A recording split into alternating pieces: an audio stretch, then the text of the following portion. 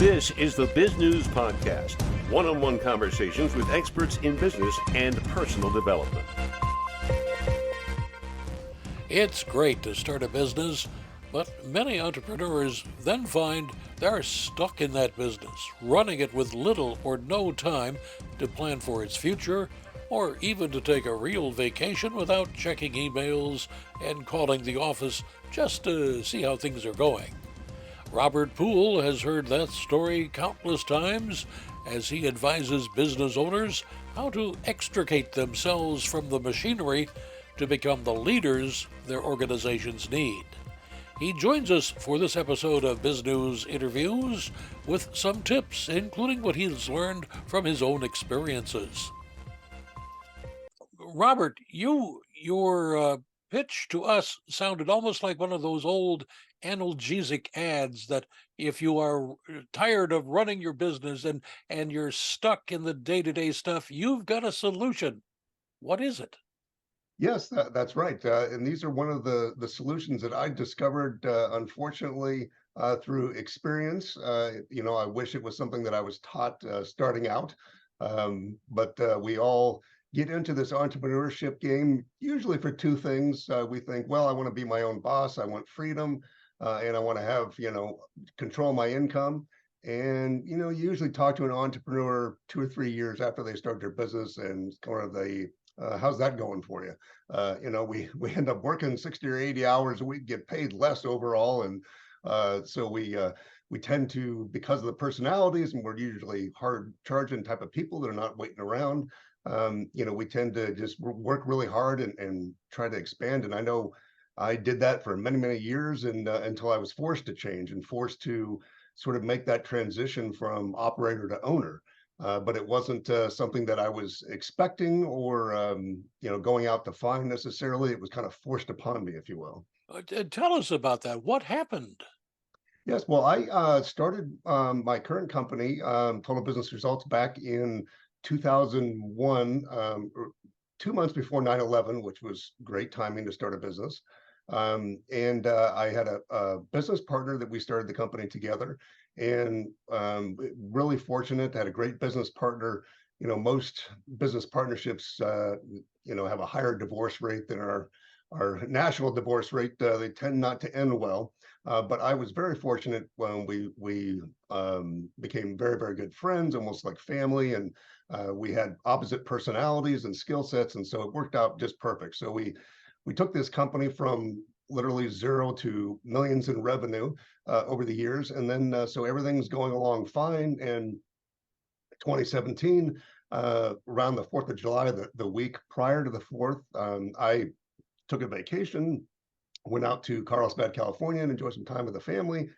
And I read a book out there. It was all about customer service and creating raving fans. And I promise there's a point to all this. I had some realizations. I realized that I had been running because we had started out bootstrapped. I was very focused on money and trying to, of course, increase our income. And that was the main thing. I was single when we first started out. But I realized that, my business partner, who was a little bit more mature, he was 10 years older than me, was always much more focused on the customer, which I wasn't. And I realized, what, he's right. And I really felt like I owed him an apology. And I really said, we need to change the direction, the philosophy of the company. And so I came back from that vacation. That particular year, I remember 4th of July was on a Monday. So I came back Sunday. And my business partner, of course, didn't come into the office on 4th of July. On Monday, so I came in on Tuesday morning, and he didn't show up, which was not completely strange, but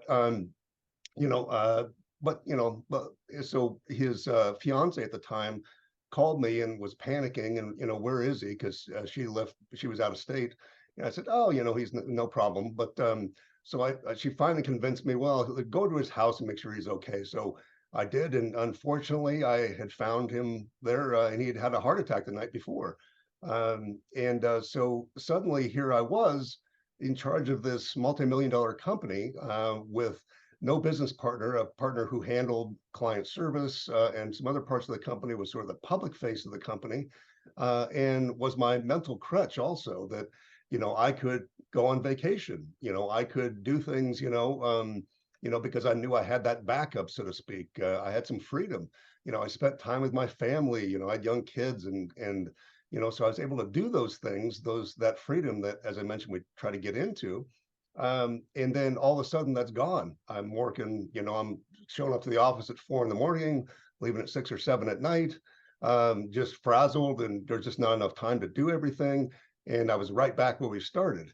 And what that did was force me to figure out, okay, I can't live like this. I'm not going to be able to, I'm not going to make it 10 years doing this, probably even 2 years. And so I started this journey of trying to figure out, how do I make that transition from operator to owner? And it took me a couple years, but I finally was able to get to that spot. And so since then, I've been kind of helping other business owners make the same transition, because I found that even with our own clients, that it was something that a lot of us struggle with. So that's a very long answer to your question, but I figured I'd give you some background just so you know what we're talking about here. It's one thing though to say let's become an owner and not an operator, but you stepped into a how should I put this, a bit of a mess where your partner had been handling all the sales, the top line of the company, I gather. How did you Yes. manage to adjust your whole outlook and abilities on that? Well, it's interesting. Some of it I was fortunate because my background was in sales prior to us starting.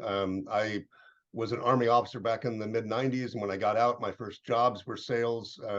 Always commission. I've never had a real job, so to speak, except for the Army.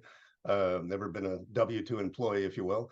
And so I learned phone sales and was very familiar with it. But I did, when we started this new company, I did kind of take a back seat to that. So I did have some background in sales, and even though I wasn't the public face of the company necessarily dealing with the clients, behind the scenes, I was still, part of the marketing and sales process, the strategies, and everything. My business partner and I kind of handled that, together.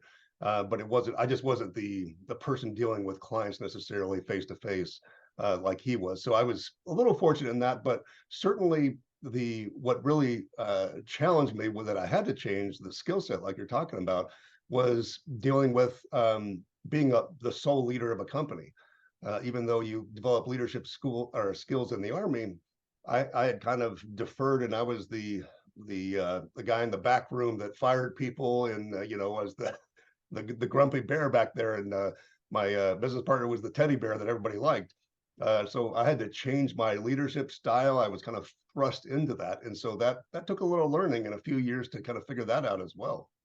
How did you keep the company going then when you were learning all of this stuff? Uh, you know, um, it's one of those things in life where you kind of figure out because you have to. I was at a crossroads where I thought, what do I do? Do I sell the company? Do I let the company fold? Do I go do something else? And what I really came down to is that my partner and I built something, and I know he would have wanted me to continue. So that was my motivation to do that. And it was it goes back to we've all got the same 24 hours. And so what it comes down to is we've got to figure out how to do more in less time and prioritize and do the right things. And that's a lot about what I've learned about how to become an owner, is spending the time doing the things that actually matter as an owner, what you're really paid to do. Because, a lot of us tend to get into business because we have a technical skill, so to speak. We're an extreme example. We're a great baker. We can cook or whatever. So we start a bakery.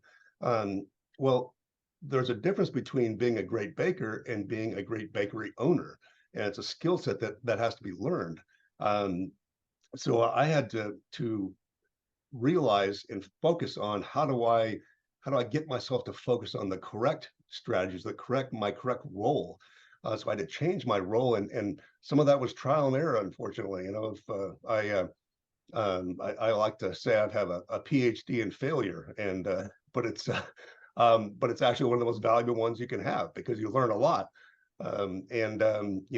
Fortunately, there's, mentors and coaches and, a lot of resources these days, to help accelerate that and minimize those mistakes. But, there's nothing like real world experience, that's for sure.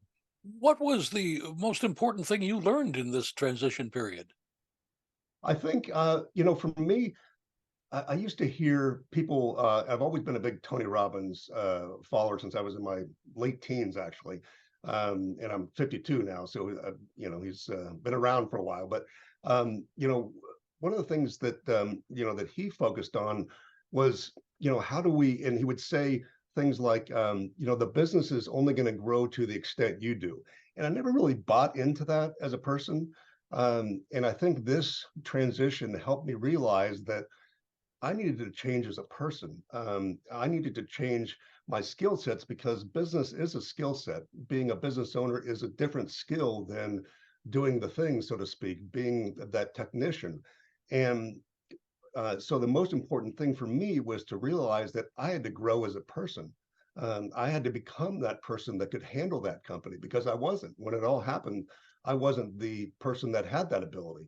And the reason my company is not doing 100 million this year is because I'm not the kind of person right now that can handle that. I'm not that owner of $100 million company because I don't have those skill sets. So, that really was a fundamental change in my thinking that if I want to grow my company, if I want to be at a certain spot in 5 years, it's not about just increasing revenue and doing all those tactical things. It's about becoming the person that can do that. And that was probably the fundamental change and shift in thinking for me that really made a difference. What is the difference in you as a person now that you've learned that? Wow, there are so many things. I think that one of the big philosophies that I learned through all this was that I really believe that what happens to me happens for me, in the sense that even bad things, quote, like this situation with my business partner, are actually can be blessings in disguise. And not that they're, because people talk about, the silver lining. Oh, think of the positives of the situation. It's like, well, that, a lot. I don't know. For me, that doesn't work. But what works though is that I started to look at it is how is this going to force me to grow? And so that situation in particular forced me to grow and become a better judge of people for one, because people, is your team is your most valuable asset in the business, I believe, particularly for small businesses. I mean, outside investor might look at your company and your cash flow and your customers, and to them that's valuable. But for us as small business owners, it really is our team. If you think about it, if you get sued or you lose your biggest customer, any number of just catastrophes, um, you know, uh, it can all go away, but that can be replaced. What can't be replaced easily is that culture, that team that you built. And when I say team, I'm not necessarily talking about 100 employees or even 20. It could be one employee. So, but it's a mentality and a culture, and so I had to learn how to create what I call a bunch of mini owners in my company, people who had a vested interest, and I don't mean equity interest. I mean they are just dedicated to the company and the mission and what we're trying to do. And so I had to change my leadership style. I had to learn to deal with people differently because I've always come from a military background. So um, I guess I would say our leadership style, both of myself and my business partner, was sort of a top down. Here are your orders, people, go do them. And it wasn't.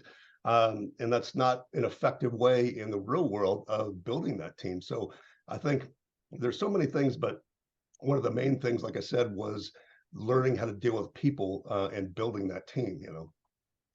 That may be a very tough thing because I've often heard the saying, if you in your hiring, if you are right half the time, you're a hiring genius. What do you think about that? That's absolutely true. And we that was a fundamental shift, and that's one of the reasons that we've survived and thrived as a company is because of that. We used to be one of those companies where, like you said, boy, we had a huge turnover. And I guess it all depends on your state, but in our state, there's the unemployment tax for the state is based upon the turnover at your company, how many claims, from employees that, are separated and claim unemployment. And we were at the top rate for many years. I was like 15% or something. It's because of our turnover. We had such a high turnover. And it's because I wasn't the right kind of leader, and I didn't know how to hire the right people. And unfortunately, I didn't know how to get rid of the wrong people. And it's not, that's something that we don't like to talk about, but it's, you know, one bad apple, so to speak. And this is not personal as in an attack on the person, but one person that isn't the right fit for that culture, if you will, can really destroy a company. And I know from personal experience, we went through that. Just one person just really was like a cancer in our company, and killed the motivation, productivity, and all those things. So it's just as important to find and hire the right people is to make sure that they're the wrong people, so to speak. Again, not personal, but just the people that are not the right fit, are let go as well. And to do that with minimal damage, so to speak, to your reputation, because that's another thing. You don't want to let somebody go who's very upset and is going to make it their mission in life, to give you a bad reputation. So that was another one of those big lessons I had to learn. I had to figure out, how do I hire effectively? Because, as you know, Doug, I mean, if you hire the wrong person, particularly when you're small, let's say you have two employees and you hire a third one, if they're, an administrative person making $40,000 a year, it's not just the cost of their salary that you lose. If they only work for you for 6 months and you got to make a change, you've gone through all this effort to hire them. You've spent money on potentially advertising and, the whole process, time of everybody. You've spent their salary. If they have benefits, the time they're chewing up, all these, so it can really be a huge cost. And that's one of the most difficult things. So we want to up that rate. I mean, none of us are perfect. We're never going to be 100%. But as you said, if we go from 50%, hit, so to speak, if we go from 50 to 75, I mean, that's huge, So that was one of the things I focused on. And now our turnover at our company, for instance, I think our average tenured employee is 7 years. So we've drastically changed it. Before it was like a year and a half, so and so you kind of figure these things out. And so I did a lot of work on myself, a lot of work on figuring out the skill set, because again, business is about skill set. And when we start our businesses, sometimes we don't realize, oh, you know what? Hiring and developing a team is a skill set, and it's something that unfortunately we got to learn whether we want to or not if we want to grow. So When you are working with other small businesses, what's the common problem that you first encounter, if there is a common problem? I think it really does go back to the owner. I keep harping on that, but I really think that is, unfortunately, it's that's not the answer we always want to hear, because I mean, let's face it, most of us have been successful, and we've got egos, so it's hard for us to admit that we need to change. But that is typically the most difficult thing I've found, is that it's very hard for us to let go, for instance, typically, to delegate, to trust other people, because what's the thought that most of us go through? I've got this task that needs to be done. Bob over here could do it, or Mary, but you know what? I can do it faster, and I can do it better than they can. So I'm going to do it myself. Well, the problem is that that's not your job. Your job is to be the owner and to put together that team to enable and help Mary and Bob to be able to do that for you, without asking them, without thinking, and without you even, thinking about it. It's already been done in the background because they've taken the initiative themselves. But we tend to take the easy way, and which is doing it ourselves, as an example. So again, we work on changing the mentality of the business owner, as in what is my real job here? What is my role at this company? And once you start to understand that, and it does take a little bit of time, depending on how resistant we are, how strong our personalities are, um, you know, once we figure that out, a lot of the other stuff kind of falls in place, and it makes it a lot easier to accomplish. So I think working on yourself is probably the most difficult thing, but the most important ultimately. And that must be very difficult for any business owner to accept, correct? Yeah, it's as I said, we got to be real here. We've all got egos, and I'm just speaking from experience. We think that we've got the answers. Most of us, and that was uh, another mentality shift I had to make to realize that I didn't have all the answers, and I needed outside help. I needed coaches and consultants and mentors. I needed work and feedback from my employees, from my own team. The a lot of us, unfortunately, and I'm just speaking from experience. Maybe everybody else has got this figured out, but I don't know, not me. I would tend to look at, like, as an example, a receptionist and think, well, she's 22. What can she add to the strategy that we're doing as a marketing, at big level as a company? And she didn't know anything about sales and whatever. So I would discount what she had to say, and but that, as a side note, that was also one of the fundamental changes I made when I switched things at the company, was to involve the team in day-to-day decisions and what we were doing, to get that buy-in. But I didn't value the opinions of other people, especially that people that I perceived weren't at my level, if you will, which is embarrassing. It wasn't that I didn't value them as a human being, but I just didn't think, what do they know? And I realized that through experience that, what, they have a completely different perspective. In fact, it's actually good that they don't have the experience you do, that they don't have the skill set necessarily in that area, because they can see things that you can't see. You're in your own little bubble, and so it's super important to be able to um, let our ego go a little bit and realize that, hey, they're not a threat to us, other people, that it's actually those people, and what they bring to the table, their different diversity of thought, is actually going to make us better, and quite frankly, it's make us more money. So we have to kind of get our ego out of the way, and I had a phone sales trainer. Oh geez, this is 25 years ago, and he said, and I'll never forget, he said, money is better than ego. And so I try to remind myself of that whenever I feel my ego getting in the way. It's like, okay, let's check that at the door, and try to change there. So That's probably a good saying to carve in a big block of granite over the door. Um, that's right. Speaking of carving things in granite, you probably have a website or some way for people to get in touch with you. What is that? Yes, absolutely. I'm on most of the social media platforms. I've got a lot of videos on my YouTube channel. They're pretty much under the Robert Poole, like a swimming pool with an E on the end. And you can find me there. A lot of info there. Our main website for our company is totalbusinessresults.com. You can contact me there. And then, if you'd like to personally chat for a few minutes, I don't do a ton of one-on-one coaching, just because of time constraints, but I'm more than happy to talk to any of your listeners, and they can always contact me directly. Just email me at robert@operator-to-owner.net. Be more than happy to talk to you for a few minutes, kind of go over where you are in that spectrum from operator to owner, and give you some ideas, some things I learned, and hopefully help you start to make that transition yourself, so you can get that freedom that you got into this business for in the first place. Robert, do you have something you'd like to express that I have not been bright enough to ask you? Well, that's always an excellent question, and that's something that my sister, who is an attorney, taught me. She said, always ask, what question am I not asking, that I should be? But you know what? I've done a lot of interviews, and I don't think anybody's ever asked me that. So that's pretty good, Doug. Let me think about that for a second.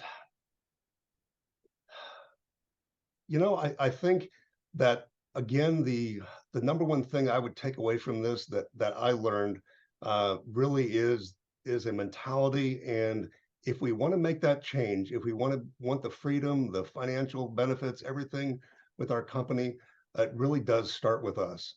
And we've got to accept that. And once we do, when we start to realize what our role is, that's where you're really going to make big strides. And it's like most things in life, that when you change, boy, it's uncomfortable. You don't want to do it.